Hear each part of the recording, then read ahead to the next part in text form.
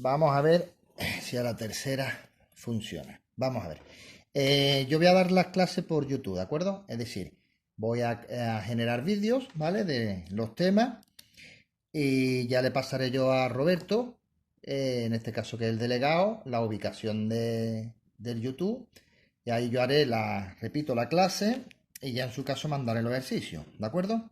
Ya todo a través como en el caso anterior, de las comunicaciones la haremos por WhatsApp del grupo, ¿vale? Y los ejercicios en todo caso que mande, pues me lo realizáis por el email que tenéis ustedes mío, ¿de acuerdo? Pues bueno, vamos a empezar. Vamos a ver el tema de la inflación, ¿de acuerdo? Ten en cuenta que estuvimos viendo las magnitudes macroeconómicas. A partir de donde lo dejamos, empezaría a funcionar todo el tema de las gráficas, pero eso en principio puede ser complicado de esta forma, con lo cual vamos a ver un tema que son de los más importantes, que es la inflación, ¿de acuerdo? La inflación, en principio tendremos que decir o definir qué es la inflación, ¿de acuerdo? Si a cualquier persona de la calle, que no hace falta que haya estudiado economía, le pregunta por inflación, pues posiblemente sepa qué es lo que es, ¿de acuerdo?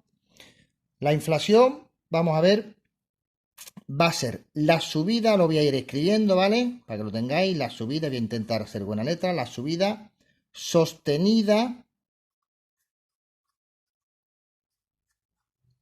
y generalizada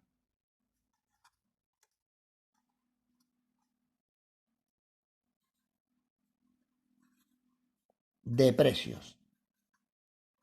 Es decir, si nosotros cogemos a cualquiera de la calle y le preguntamos qué es la inflación, pues posiblemente la mayoría, voy a intentar ajustar un poquito la cámara, ¿eh? La mayoría os van a decir que la inflación es cuando los precios suben. Luego, efectivamente, la inflación es la subida de precios. Pero cuidado, fijarse que yo he puesto una subida sostenida y generalizada de precios. ¿Qué es lo que significa? Pues lo que significa es que no vale que un artículo en concreto haya subido, ¿vale? Por ejemplo, han subido los muebles o han subido las manzanas. ¿Ya eso es inflación? No. O que simplemente suba el precio un día porque hay pocas sardinas y por la ley de la oferta y la demanda hay pocas sardinas, suba la sardina, pero a la semana siguiente sale un barco y recoge muchas sardinas y entonces vuelve a bajar los precios. Con lo cual, para que se considere inflación, tiene que ser sostenida, es decir, a lo largo del tiempo. Ya veremos en su momento la diferencia con otro tipo de inflación, en el cual habrá que tener en cuenta ese tipo de elementos que suben y bajan mucho. Y generalizada de precio. Es decir, generalizada significa que no es de un solo producto, sino de varios productos, ¿de acuerdo? Luego, repito, inflación, subida sostenida y generalizada de precio, es decir, de el conjunto de los artículos y sostenida en el tiempo, es decir, no vale que un día suba y otro día baja, ¿de acuerdo? Vamos a ver los distintos tipos de inflación, ¿vale? Tipos de inflación. Vamos a ver. Podemos tener primero la más famosa o una de las más famosas, que sería la inflación anual. ¿Qué es la inflación o cuál va a ser la inflación anual? Pues muy sencillo. Por ejemplo, la del año 2019, ¿vale? Sería la inflación de ese ejercicio, ¿de acuerdo? O del 2020, que todavía no se puede saber porque todavía no hemos terminado. O del 2018.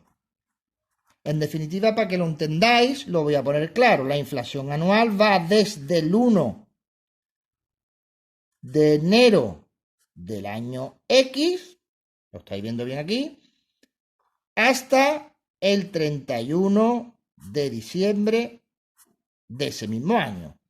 Por lo cual, esa inflación corresponde a la de un año o un ejercicio que también se denomina completo, ¿de acuerdo? Podemos ver, por ejemplo, la inflación acumulada.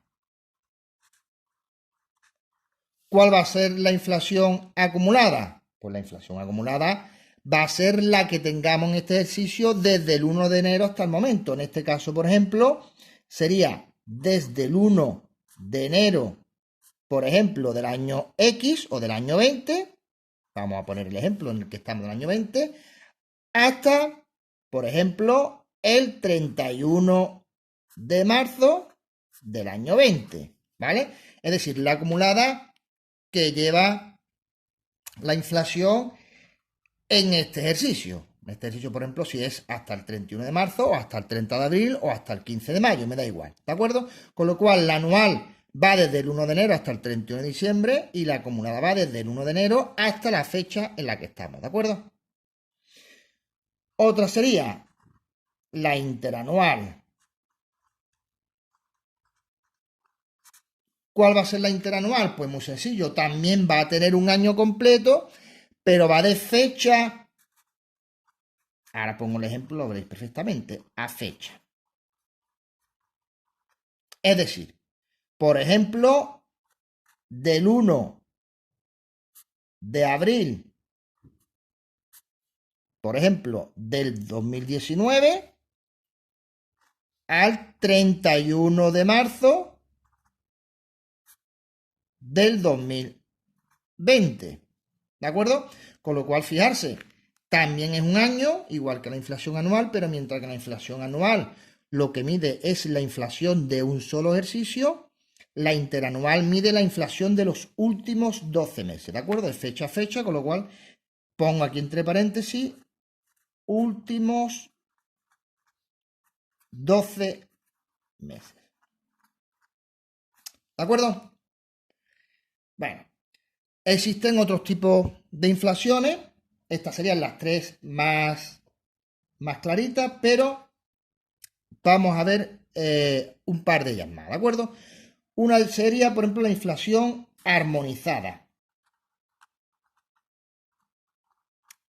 Aquí simplemente vamos a comentarlo, ¿de acuerdo? La armonizada va a ser la que se sincroniza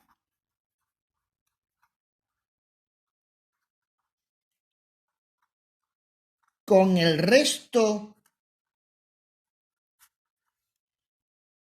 de inflación o de cálculo de inflación del resto, fijarse que estoy escribiendo completo, de la Unión Europea.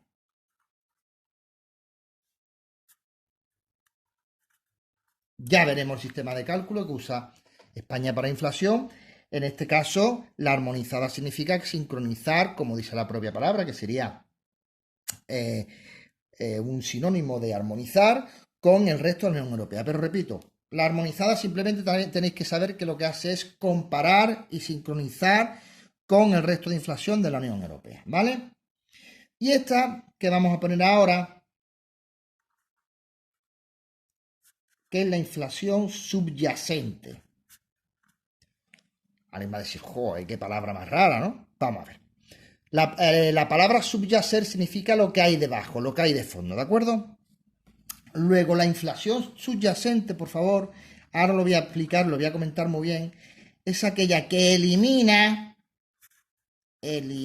fijarse bien, en el cálculo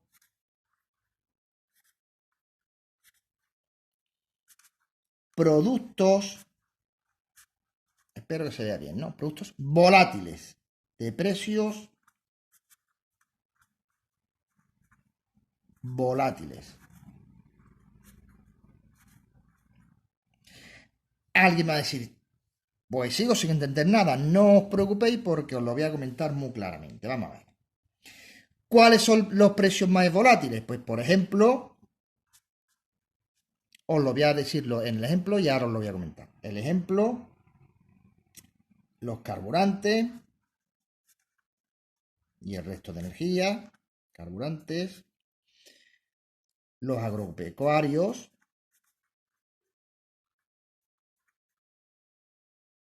etc. En definitiva, os comento. Al principio dijimos que la inflación tenía que ser generalizada y sostenida, ¿de acuerdo? Dijimos generalizada porque no valía el de uno solo de los precios. de un artículo. Y además sostenida, que tiene que estar sostenida a largo plazo, ¿no? Pues efectivamente, para calcular la inflación subyacente, lo que vamos a hacer es eliminar esos artículos a la hora de su cálculo que en un momento dado suben mucho, pero a lo mejor a los 2 días o a la semana siguiente están muy bajos. Entonces genera un descontrol a la hora de saber realmente cuál es la inflación o el soporte que va a tener en la sociedad dicha subida de precios. Con lo cual, repito, la inflación subyacente la que hace es medir la subida de los precios, la subida de los precios de los artículos, pero que no sufren grandes contrastes en dichos precios. Es decir, los carburantes, que ustedes sabéis, veréis en la televisión, pues ha subido mucho la gasolina, ha bajado, o en esta Semana Santa sube mucho, etcétera, etcétera. Ese tipo de artículos lo eliminamos en el cálculo. El ejemplo de antes de la sardina o el del tomate. El tomate está muy barato, que aquí lo tiran por el suelo porque no merece la pena ni recogerlo. O de momento el tomate está muy alto. O el que dice el tomate, dice la cebolla o dice los jureles. ¿De acuerdo? Pues repito, para ese cálculo de la inflación subyacente eliminamos todo tipo de elementos que tienen mucha volatilidad. Repito, volatilidad significa mucha variación, es decir, un diente de sierra. ¿De acuerdo? Pues bueno, una vez que hemos visto la inflación, diríamos, bueno, la inflación que después posteriormente veremos cómo se calcula. ¿Para qué me va a servir? Pues como sabemos, toda variable macroeconómica, la inflación me va a servir para compararla, ¿vale? Con otros ejercicios, o sea, o dentro de nuestra misma economía, compararla en nuestra economía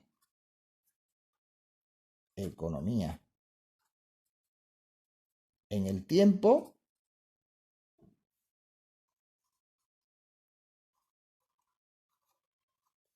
y también, como hemos comentado antes, todas las variables macroeconómicas, también lo que hace es compararla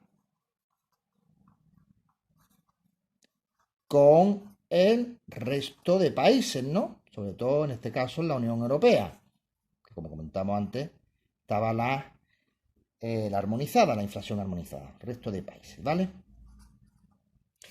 Pero fundamentalmente, ahora que repito, veremos cómo se calcula la inflación, me sirve mucho para calcular el valor real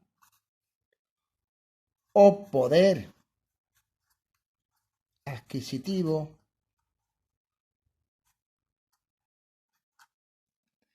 que tienen los ciudadanos o cualquier variable macroeconómica. Repito, mi padre ganaba o mi abuelo ganaban hace X años, hace por ejemplo 40 años, 200 euros, aunque no existía hace 40 años 200 euros, pero imaginarse, ganaban 200 euros. Y decía, joder, pues con 200 euros, ¿cómo va a poder vivir el padre, la madre y los 3 niños? Pues muy sencillo, porque hace 40 años los precios eran muchísimo más pequeños.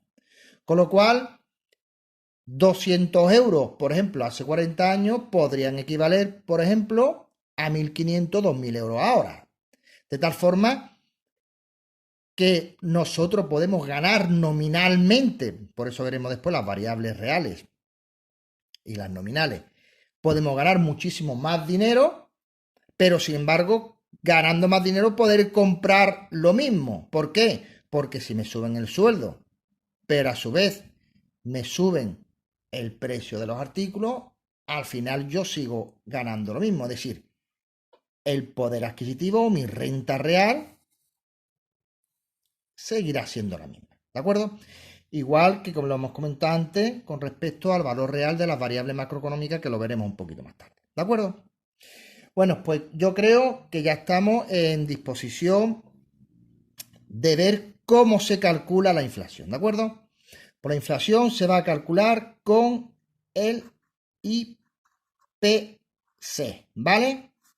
Que el IPC significa índice, es decir, ya me está diciendo que es una variable matemática